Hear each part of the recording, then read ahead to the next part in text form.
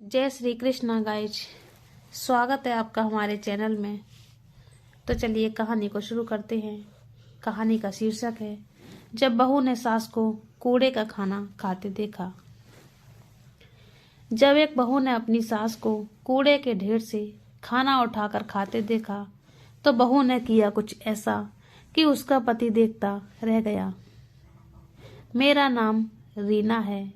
कुछ महीने पहले ही मेरी शादी हुई थी। मेरे पति एक सरकारी पद पर कार्यरत थे। जिंदगी खूबसूरत थी, खुशहाल थी। मेरे परिवार में जेठ जेठानी और उनके बच्चे थे। सास ससुर पहले ही गुजर चुके थे, इसलिए हम दोनों की शादी जेठ और जेठानी ने ही करवाई थी। जब मैं अपने ससुराल विदा होकर आई तो घर में खुशियों का माहौल था। मेरी जेठानी के बच्चे मुझे चाची चाची कहते नहीं थक रहे थे। वह मेरे आगे पीछे घूमते रहते थे। ये सब देखकर मुझे भी बहुत अच्छा लगता था। मैं भी उनसे जल्दी ही घुल मिल गई और अपने मायके की याद को भूलने लगी थी। अब शादी को लगभग 1 साल होने को आया था। मेरा भी मन था कि मेरी भी गोद भर जाए, लेकिन पता नहीं क्यों मोहित को ये सब पसंद नहीं था। वह बच्चे नहीं चाहते थे। मैंने अपने पति को समझने की बहुत कोशिश की, लेकिन अपने पति को मोहित को समझाने में मैं नाकाम रही। वह पैसा अच्छा कमाते थे, अच्छे से रहते थे, मगर बच्चे का नाम सुनते ही भड़क उठते थे। जबकि मेरी ख्वाहिश थी कि मेरी शादी के कुछ दिन बाद ही भगवान मुझे बच्चे दे दे, क्योंकि मैंने लोगों से सुन रखा था कि औरतों के कदम ससुराल में तभी मजबूत होते हैं जब उसकी कोख से कोई बच्चा आ जाए। मेरे ससुराल सास ससुर नहीं थे तो जेठ और उनकी 2 पत्नियां थी। सब अपनी जिंदगी में खुश थे। उनको इस बात से कोई फर्क नहीं पड़ता था कि मुझे बच्चा हो या ना हो, मगर मैं अपने पति के दिल में जगह बनाना चाहती थी। लेकिन मोहित बच्चे के नाम से ही भड़क जाते थे। एक दिन मैंने मोहित से पूछ लिया कि वह बच्चा क्यों नहीं चाहते हैं, तो उन्होंने बड़ी तेज नजरों से मुझे घूरते हुए कहा, रीना, एक बात कान खोल कर सुन लो। ना मुझे आज बच्चों की जरूरत है और ना ही कभी भी होगी। अगर तुम बिन बच्चों के मेरे साथ रह सकती हो तो अच्छी बात है, नहीं तो तुम मुझे छोड़कर जा सकती हो। मैं मोहित की बातें सुनकर रोने लगी। मैंने कहा, अभी हमारी शादी को वक्त ही कितना हुआ है जो आप मुझे छोड़ने की बात कर रहे हैं। मोहित मुझे रोता हुआ देखकर परेशान हो गए। उन्होंने कहा कि मैं तुम्हें हकीकत से आगाह कर रहा हूँ कि आगे चलकर तुम रोने धोने ना लगो कि आपने मेरी जिंदगी के इतने साल बर्बाद कर दिए और हकीकत मुझसे छुपाए रखी। अब तुम पर छोड़ रहा हूँ, चाहे तुम मेरे साथ रहो या अपने रास्ते अलग कर लो। मोहित की बातें सुनकर मैंने सोचा, एक ना एक दिन तो मैं मोहित को बच्चे के लिए राजी कर ही लूंगी। इसलिए बोली, मैं आपका साथ चुनती हूँ। मोहित मुस्कुरा दिए। मैं अपने ससुराल में महज 5 महीने ही रह पाई थी कि मेरे पति मोहित की पोस्टिंग हमारे घर के दूसरे शहर में हो गई है। मैं मोहित के साथ चली गई। यहाँ आते ही मेरे पति का रवैया कुछ बदल गया था। हर घड़ी किसी गहरी सोच में डूबे रहते, ना ही हंसते ना ही कोई बात करते थे। उनके इस व्यवहार से मैं हैरान थी। हम एक अनजान जगह पर आए हुए थे। मुझे अपने पति के साथ की जरूरत थी।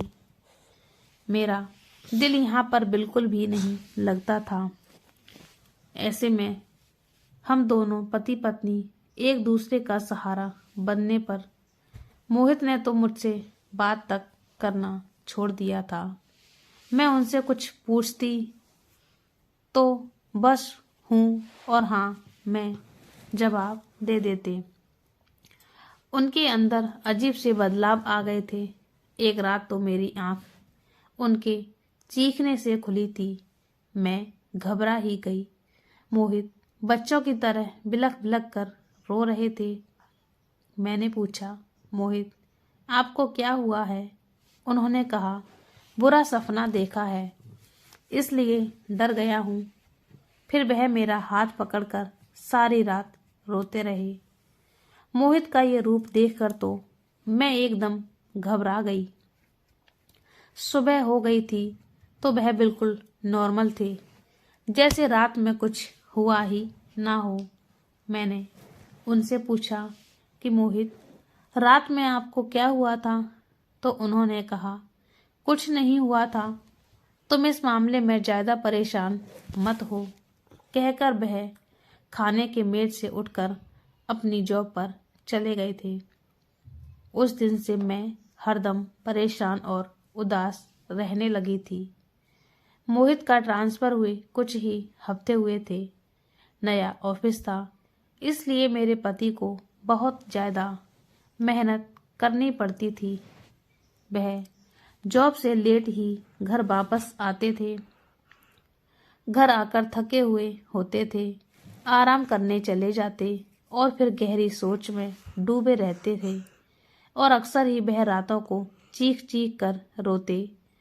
इस तरह से तनाव भरे माहौल में मैं डिप्रेशन का शिकार होती जा रही थी।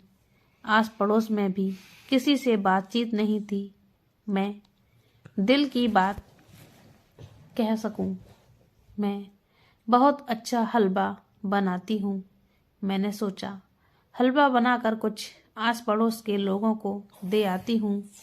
थोड़ी जान पहचान भी हो जाएगी और यहाँ पर रहना भी आसान हो जाएगा। इसलिए बड़े बर्तन में मैंने हलवा बनाया और हलवा कटोरी में रखकर ट्रे में सजाकर अभी लोगों के घर जाने के लिए दरवाजे के बाहर थी। तभी मेरी नज़र कचरे के ढेर पर पड़ी, जहाँ पर एक औरत खाना बीन बीन कर खा रही थी। उसे देखकर मेरे हाथ कांपने लगे, आंखों से आंसू निकल पड़े। ना जाने उस औरत की क्या मजबूरी थी जो गंदगी के ढेर से खाने पीने पर मजबूर हो गई थी। मैंने अपने आंसू पोंछे और उस औरत के पास जाने लगी, मगर मैं ये नहीं जानती थी कि उस औरत से मिलने के बाद मेरी जिंदगी ही बदल कर रह जाएगी। मैं कचड़े के ढेर के पास पहुंची तो वह औरत मुझे देखकर चौंक गई। उसकी आंखों में एक अजीब सी चमक थी। फिर वह मेरे हाथों को देखने लगी। मैं बोली, माँ जी, आपको भूख लगी है? मेरी बात सुनकर वह रोने लगी और बोली, तुम कौन हो? तुमने मुझे इस मोहल्ले में देखकर नज़रअंदाज नहीं किया, बल्कि माँ कहकर बुलाया है। उस औरत के कपड़े बहुत ही गंदे थे। मैं बहुत ही साफ सफाई का ध्यान रखने वाली औरत थी। मुझे गंदगी से घिन आती थी, मगर ना जाने मुझे क्या हुआ कि मुझे इस औरत से घिन नहीं आई, बल्कि मैं उसका हाथ थामकर अपने साथ अपने घर ले आई। मैंने अलमारी से एक अच्छी सी साड़ी निकाली और उस औरत को पकड़ा दी। मैंने कहा, माँ जी, आप नहा धोकर साफ सुथरे कपड़े पहन लीजिए, फिर हम मिलकर खाना खाएंगे। माँ जी ने बिना कुछ कहे ही कपड़े पकड़ लिए। मैं उन्हें बाथरूम तक लेकर गई। आधे घंटे बाद जब वह माँ जी नहा धोकर आई तो बहुत बेहतर लग रही थी। मैंने कहा, घर पर आज हलवा बनाया है। मेरी बात पर वह मुस्कुरा दी और कहने लगी, जितनी कटोरी हलवा खाऊंगी भगवान तुझे उतने ही बेटे देगा। उसकी बात पर मैं हंस पड़ी थी। मैं जानती थी कि कमज़ोर सी औरत कितना हलवा खा लेंगी। मैंने एक कटोरी हलवा माँ जी के सामने रखा तो वह बड़े चाव से खाने लगी और जल्दी से अपनी एक कटोरी खत्म करके मुस्कुरा दी। तो मैंने दोबारा एक कटोरी हलवा की उनके सामने रख दी। देखते ही देखते माँ जी 4 कटोरी हलवा खा गईं। तभी मैंने 5वीं कटोरी हलवा लाकर रखी तो उन्होंने खाने से इनकार कर दिया। वह बोली, रहने दे, अगर ये 5 भी कटोरी खाऊंगी तो तेरे 5 बेटे हो जाएंगे और तुझे संभालने में परेशानी होगी। उनकी बातों पर मैं हंस पड़ी कि भला यह कैसे मुमकिन है। जब मैं उस माँ जी को दरवाजे तक छोड़ने आई तो उन्होंने कहा, बच्चे की तैयारी कर ले, भगवान तुझे जल्द ही खुशखबरी सुनाएंगे। एक पल के लिए तो मैं घबरा गई थी कि आखिर ये औरत कौन है जो इतने विश्वास के साथ कह रही है। घर में आकर मैंने बर्तन समेटे और किचन में लाकर रख दिए। तभी कुछ देर बाद मुझे चक्कर से आने लगे। तबीयत भी भारी भारी लग रही थी। मैंने तुरंत मोहित के पास फ़ोन करके उन्हें अपनी तबीयत के बारे में बताया तो वह घबरा कर जल्दी से घर आ गए और मुझे जल्दी से डॉक्टर के पास लेकर गए।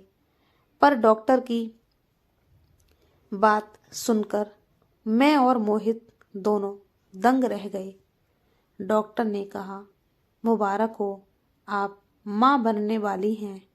मैं और मोहित एक दूसरे को देखते ही रह गए थे। मैं तो बहुत खुश थी, लेकिन मोहित कुछ परेशान से दिख रहे थे।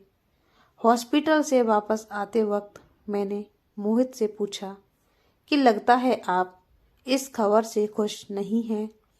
आपको देखकर लगता है मेरे बच्चे को बाप का प्यार मिलेगा भी कि नहीं। मेरी बात पर वह खामोश थे। अब इतना हो गया था कि वह वक्त पर घर आते थे। वह मेरे लिए फल वगैरह भी लाते थे और बहुत ख्याल भी रखते थे। अब मैं अक्सर अपने घर का दरवाज़ा खोलकर सामने कचरे के ढेर की तरफ देखती रहती कि शायद वह औरत नजर आ जाए और मैं उसका शुक्रिया अदा करूं। मगर वह औरत मुझे कहीं नजर नहीं आई। ना जाने वह कहाँ गायब होकर रह गई थी। आजकल मोहित नींद में फिर से बेचैन रहने लगे थे। एक रात को फिर से चीखने लगे थे। मेरी आँख खुली तो वह फिर फूट फूट कर रो रहे थे। ये सब देखकर मैं घबरा गई थी कि ना जाने मेरे अच्छे भले पति को क्या हो गया है। मैंने कहा, मोहित, आप मुझे बताएं कि आपको क्या हुआ है। मेरी बात सुनकर वह रोते हुए कहने लगे, आजकल मुझे अपनी माँ की बहुत याद आती है। रीना, तुम्हें तो पता ही है कि मैं अपने भाइयों में सबसे छोटा हूँ। मैं 10 साल का था जब माँ मर गई थी। मैं उनके साथ बहुत अटैच था। मैं उन्हीं के साथ सोता भी था। दोनों भाई तो समझदार हो गए थे। वह अपना काम खुद कर सकते थे, लेकिन मैं तो माँ के हाथों में से ही खाना खाता था। माँ चली गई तो मैं इस दुनिया में बहुत अकेला हो गया था। माँ के जाने के बाद पापा सदमे में आ गए तो वह हमारा ख्याल क्या रखते। मेरे दोनों बड़े भाई ही मुझे संभाल रहे थे। हमारी परवरिश की खातिर हमारी चाची हमारे घर आ गई थी। तुम जानती हो या नहीं, मुझे इस दुनिया में सबसे ज़्यादा किससे नफरत है? अपनी चाची रेखा से। मैं इसीलिए अपना बच्चा नहीं चाहता था कि अगर तुम्हें कुछ हो गया या तुम मुझे छोड़कर चली गई तो हमारे बच्चे अनाथ हो जाएंगे। एक और मोहित अपनी माँ के बिना अनाथ हो जाएगा। मोहित तो बस रोते जा रहे थे। मैंने उन्हें दिलासा दिया। सुबह होते ही मोहित जब जाने लगे तो मैंने उन्हें कुछ सामान लाने को कहा तो वह इतने सारे सामान की लिस्ट देखकर हंस पड़े और कहने लगे, लगता है किसी की दावत करने का इरादा है। मैंने इस बात को टाल दिया, पर आज वह जॉब से छुट्टी लेकर घर जल्दी आ गई।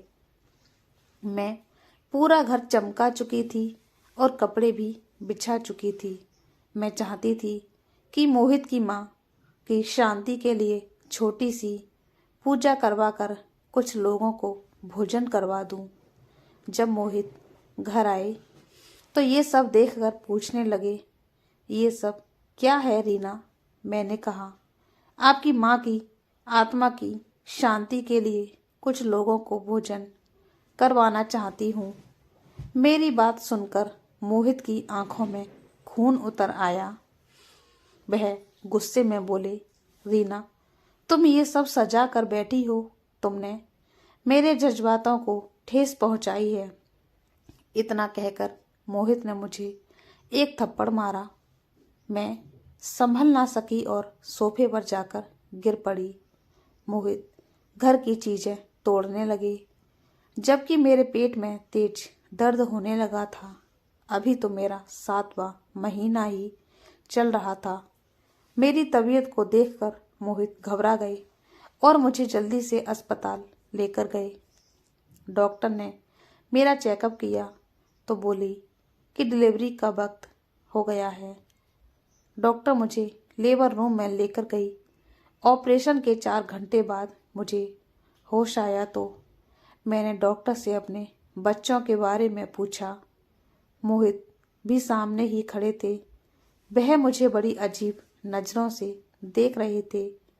मैं डर गई और घबरा कर पूछने लगी, मोहित, मेरे बच्चे को कुछ हो गया तो मैं सारी जिंदगी आपको माफ़ नहीं करूँगी। डॉक्टर आगे बढ़कर बोली, रिलैक्स रीना, आप मेरे साथ चलो। फिर वह मुझे सहारा देकर आईसीयू तक लेकर गई तो वहाँ पर मेरे 4 बच्चे आईसीयू में बेड पर पड़े थे। डॉक्टर ने कहा, रीना, तुमने 4 बच्चों को जन्म दिया है और चारों लड़के हैं। ये सुनकर तो मैं सिर पकड़कर बैठ गई। भला ये कैसे मुमकिन था? मेरे सामने उस बूढ़ी औरत की शक्ल घूमने लग गई थी जिसने मुझे दुआ दी थी। मैं सोचने लगी कि क्या वह औरत इतनी पहुंची हुई थी कि भगवान ने उसकी दुआ को इतनी जल्दी कबूल कर लिया। मैं आंखों में आंसू लिए अपने एक बच्चे को देखने लगी। तीसरा बच्चा देखने के बाद जब मैंने बच्चे के ऊपर नजर पड़ी तो मैं दंग रह गई, क्योंकि उसके हाथ बिल्कुल उस बूढ़ी औरत के जैसे थे। मेरे बच्चों के हाथों में 2-2 अंगूठे थे। अब मैं समझ गई थी कि ये सब उस औरत की दुआ का ही करिश्मा था। मैंने डॉक्टर से कहा, आप मेरे पति को यहाँ पर भेज दें। कुछ देर बाद मोहित आए तो मैंने उनसे पूछा, आप 4 बच्चे देखकर हैरान हैं ना? उन्होंने हाँ में सिर हिला दिया था। मैंने कहा, इसके पीछे भी एक राज है जो मैं आज आपको बताती हूँ। याद है जिस दिन डॉक्टर ने हमें बच्चे की खुशखबरी सुनाई थी? उस दिन मैंने हलवा बनाया था। मैं पड़ोस में वह हलवा बांटना चाहती थी, मगर जैसे ही हलवे की कटोरी ट्रे में रखकर बाहर निकली तो मेरी नज़र एक औरत पर पड़ी जो कचरे के ढेर से खाना बीन कर खा रही थी। मैं जल्दी से उस औरत को घर लेकर आई तो वह बोली कि मैं जितनी कटोरी हलवा खाऊंगी भगवान तुझे उतने ही बेटे देगा। उसकी बात सुनकर मैं हंस पड़ी थी। भला यह कैसे मुमकिन था? आप इधर आइए मेरे साथ। ये देखिए, इस बच्चे के 2 अंगूठे हैं। उस बुढ़िया के भी दोनों हाथों में 2-2 अंगूठे थे। मुझे 2 दिन के बाद डॉक्टर ने डिस्चार्ज कर दिया, जबकि बच्चे अभी भी आईसीयू में ही थे। उन्हें 1 हफ्ते बाद छुट्टी मिलनी थी।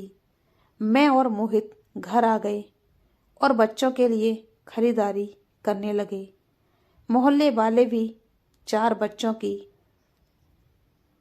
मुबारकबाद देने आते थे। मोहित ने काम वाली को भी ढूंढना शुरू कर दिया था, क्योंकि 4 बच्चे मैं अकेले कैसे संभाल पाती। एक दिन यूं ही खरीदारी करके वापस आ रही थी तो मुझे अपने गेट के सामने वही माँ जी बैठी नजर आई।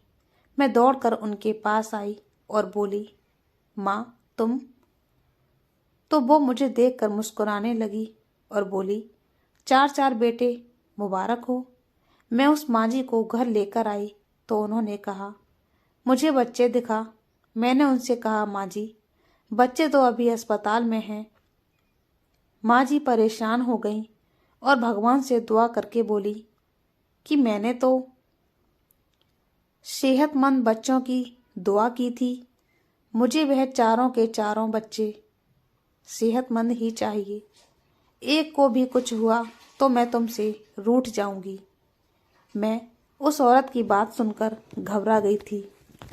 ना जाने वह कौन थी जो इतने रौब के साथ बात कर रही थी। मैंने कहा, माँ जी आपकी दुआ सुनी गई है। मुझे औलाद भी हो गई है, पर आप मुझे अपने बारे में बताइए। आपके बच्चे कहाँ हैं? घर बार कहाँ है? पर मेरे सवाल करते ही माँ जी फूट फूट कर रोने लगी और मुझे बताने लगी कि मेरा बहुत प्यारा परिवार था, प्यार करने वाला पति था और मेरे बच्चे थे। लेकिन फिर यूं हुआ कि एक दिन अपनी देवरानी के साथ बाजार गई तो उसने मेरा सौदा एक गुंडे से कर दिया। मुझे यकीन नहीं हो रहा था कि एक बाल बच्चे वाली औरत को कोई कैसे बेच सकता है। मेरी देवरानी मुझे सुनसहन जगह पर ले जाकर उन गुंडों के साथ मेरा सौदा करके चली आई। वह लोग मुझे बेहोश करके ले जा रहे थे। तभी अचानक मुझे होश आया और जैसे तैसे मैंने बैंड से छलांग लगा दी। मैं सिर के बल नीचे गिर गई। चोट बहुत गहरी थी और मैं बेहोश हो गई। जब होश आया तो नर्स मुझे देखते ही बोली, सीमा को होश आ गया है। एक नर्स ने मुझे बताया कि मुझे पूरे 20 साल बाद होश आया था। मैं सोचने लगी कि मेरे तो छोटे छोटे बच्चे थे, वह कहाँ होंगे? क्या वह बड़े हो गए होंगे? क्या मेरी ममता प्यासी ही रह जाएगी? अभी तो मैंने जी भरकर अपने बच्चों से प्यार भी नहीं किया था। क्या वह मेरी गोद में लेटेंगे? यही सब सोचते सोचते जब कुछ दिन बाद मैं अपने घर पहुंची तो पता चला कि इस घर के मालिक की पत्नी अपने 3 बच्चों को छोड़कर अपने आशिक के साथ भाग गई। इसलिए इस घर के मालिक सदमे में आ गए थे और वह ये घर बेचकर चले गए। अब ये सब सोचकर तो मैं हैरान थी कि मैं कब किसी के साथ भागी थी। मेरे साथ तो मेरी देवरानी ने धोखा किया था। मैं सारी रात उस घर के बाहर बैठकर रोती रही, पर मुझे कोई नहीं मिला। तब मैं इन्हीं गलियों में बैठकर रोती रहती थी। मेरा कोई ठिकाना भी नहीं था। मैंने धड़कते दिल के साथ पूछा, माँ जी आपके कितने बच्चे थे और उनका नाम क्या था? माँ जी ने कहा, मेरे 3 बेटे थे और सबसे बड़े बेटे का नाम सुमित और दूसरे का नाम रोहित और सबसे छोटे बेटे का नाम मोहित था। मोहित तो 10 साल का था वह तो मेरी जान था। अचानक मेरे बच्चे कहाँ खो गए। तभी अचानक कुछ गिरने की आवाज़ आई तो मैंने पीछे मुड़कर देखा तो वहाँ मोहित खड़े थे। वह भागकर माँ जी के पास आए और बोले, माँ, मैं तुम्हारा मोहित हूँ। सुमित और रोहित भाई भी ठीक हैं। माँ जी आश्चर्य के साथ मोहित को देख रही थी। फिर वह दोनों लिपट कर रोने लगे थे। मोहित ने कहा, रीना, मुझे तो बचपन से यही बताया गया था कि मेरी माँ किसी के साथ घर से भाग गई है, इसलिए मैं अपनी माँ से नफरत करता था और उस दिन मैंने इसलिए तुम पर गुस्सा किया था क्योंकि मुझे मालूम था कि मेरी माँ तो जिंदा है। बस मैंने ये सब तुमसे इसलिए छुपाया था कि तुम मेरी माँ के बारे में यह सब जानकर क्या सोचोगी। इसलिए मैंने तुमसे झूठ बोला था कि वह मर चुकी हैं। और तुम जानती हो कि मैं यहाँ पर आकर क्यों बदल गया था? क्योंकि मेरा बचपन इसी इलाके में गुजरा था। फिर मोहित ने कहा, माँ, रेखा चाची ने आपके खिलाफ पापा को बहुत भड़काया। पापा तो एकदम सदमे में आ गए थे। उन्हें कुछ समझ में नहीं आ रहा था और रेखा चाची ने इसी का फायदा उठाकर सारी जायदाद अपने नाम करवा ली थी। माँ जी ने कहा, अब मुझे समझ में आया कि रेखा ने मुझे जायदाद के लालच में आकर गुंडों के हाथों बेच दिया था। दोनों माँ बेटे एक दूसरे के साथ बैठकर रोते रहे। कुछ दिन बाद बच्चे घर आ गए तो माँ दो अंगूठे वाले बच्चे को देखकर हंस दी और बोली, दादी का निशान उसने चुरा लिया। मोहित ने फोन करके अपने बाकी भाइयों को भी बुला लिया। वह सब अपनी माँ से मिलकर बहुत खुश हुए थे। भगवान की कृपा से माँ जी की दुआओं से मेरे बच्चे बिल्कुल सेहतमंद थे। अब पूरा परिवार लगभग एक हो चुका था और अब सभी हंसी खुशी एक ही घर में रह रहे थे। इतने सालों बाद अपनी माँ को देखकर बेटे फूले नहीं समा रहे थे और बहू भी अपनी सास का बहुत मान सम्मान करती थी। अब सीमा जी अपने पोते और पोतियों के साथ जीवन यापन कर रही थी। वह मोहित के बच्चों का खूब देखभाल करती और भलाइयाँ लेती। तो दोस्तों, ये कहानी आपको कैसी लगी हमें कमेंट करके बताना।